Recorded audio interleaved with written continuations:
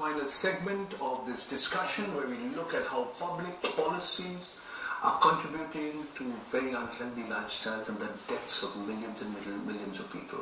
With me here in the studio of Lok Sabha Television, I have Dinesh C Sharma, author of this book, Know Your Heart, The Hidden Links Between Your Body and the Politics of the State. Dinesh, people are paying lip service to prevention, but everything is all about cure.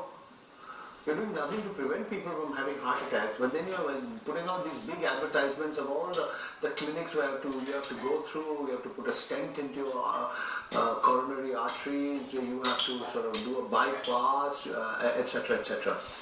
Yeah, while it's true that we live in the golden age of cardiology, we have a whole lot of drugs, medical intervention, top-class surgeries available, but that's not the way to go about. Of course, when you need them, they're all there. That's a very reassuring factor. But of course, there are problems of access and equity there also, that how many people can access. And with the same kinds of facilities, we shouldn't be having so many. At one level, you have the poor being pushed into poverty because healthcare is unaffordable.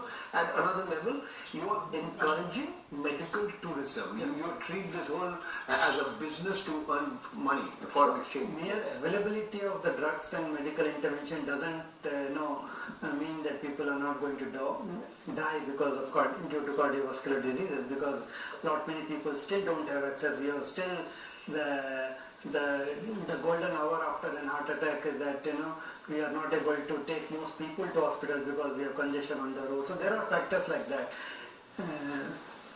It's interesting. I'm reminded what Dr. Srinath Reddy said during the book launch, that we suffer from many misconceptions. He said even in the United States of America, 1/3 of those who die out of heart attacks, they die within the first few hours. Absolutely. And as he was pointing out, the only doctor who sees you is the person who's looking at your dead body.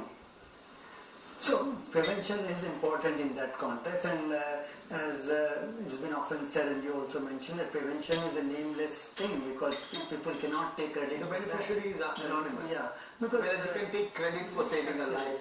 So therefore, we need to take population-wide changes. That's the focus of what I'm arguing. That we need to change our policies in such a way that the environment becomes healthy and people are able to make healthy choices, and that will sort of prevent a number of diseases, not just heart disease, but a whole range of non-communicable diseases. Okay, Dinesh, a little bit about how government policies are actually discouraging people, especially in urban areas, from physical activity.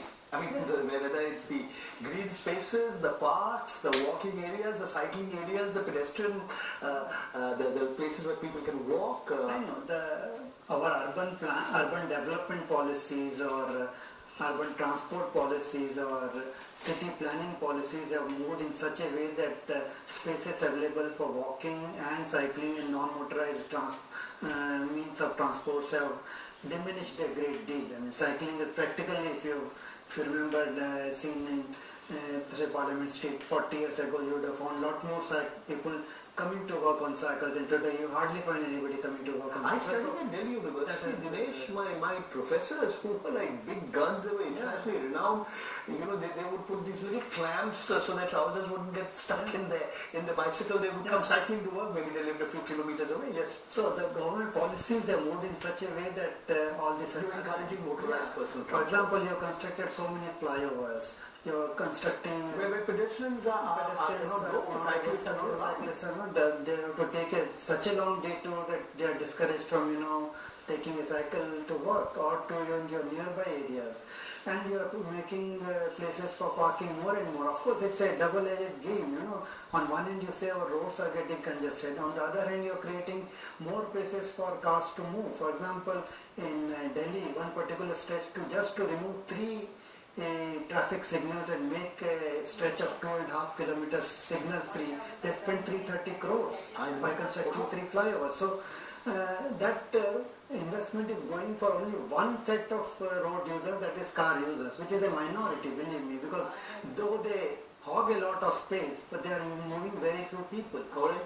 you know, again, it's not just what you eat and how much you eat or what is eating you that's contributing to cardiovascular diseases, but a slew of government policies and the pulls and the contradictions in the policies of different departments, as well as the high-powered marketing that is the corporate sector indulges in.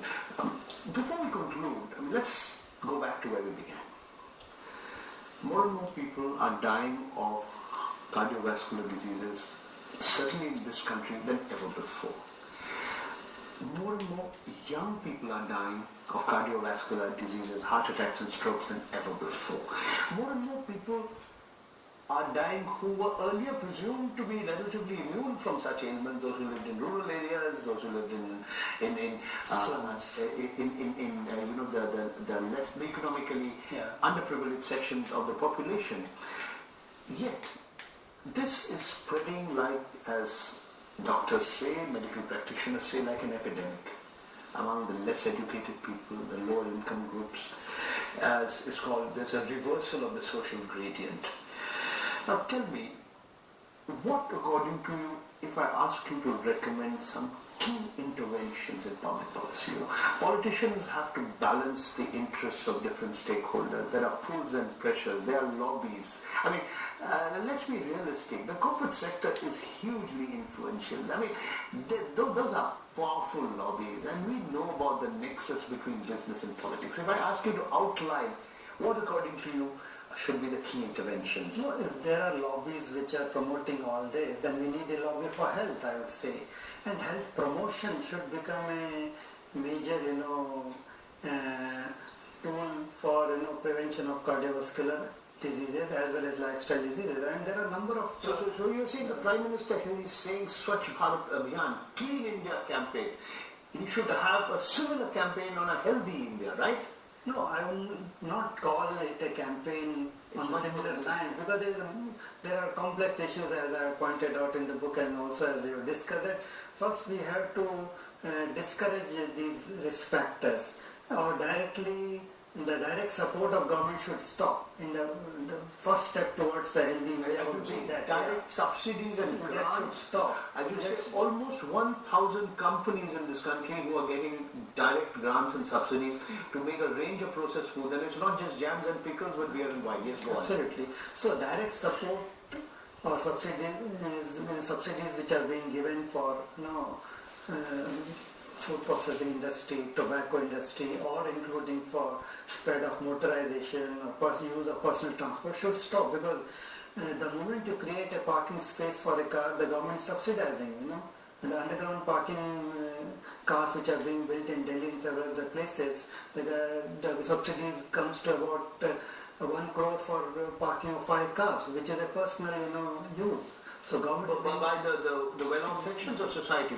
So you are subsidizing. So let us stop subsidizing and then start promoting, or simultaneously start promoting, steps like healthy environments, like your cycling, create space for cycling, promote.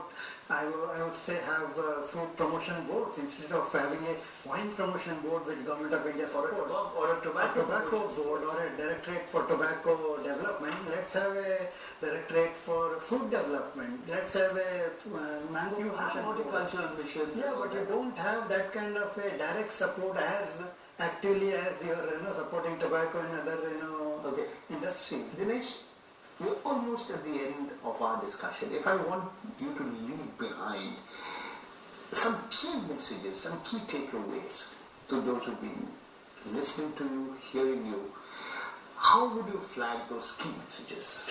I think the first step would be, let's become aware of what's happening.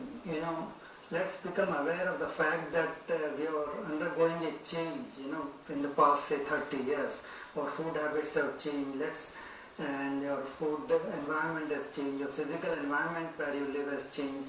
So this transition which India has been going through in this period, of course people are still suffering from malaria and tuberculosis, but diarrhea, those we have a double burden, so to say, but major burden is lifestyle diseases. So let's become aware of this, then we accept that yes, this is the problem, and then we'll be able to lead to some action. So those are the 3 steps I look forward, and that's the first step is to become aware of the situation. Then you will be able to accept. If you live in denial, then we are not able to move forward. Thank you so much, Dinesh, for coming here to the studio, and I hope I'm plugging this book. I'm promoting this book because I think it's very, very important. Because this is not just about knowing your heart. It's not just about eating healthy foods. It's not just about physical activity. It's not just about leading a life which is relatively free of stress. It is understanding the links between your body and the policies of the government, the hyper marketing strategies of corporate conglomerates and multinational corporations. It's very, very important for all of us to be aware of those links which are hidden, which are covert, and some which are not so hidden. They're out in the open, they're overt. Thank you very much for being with us on this program.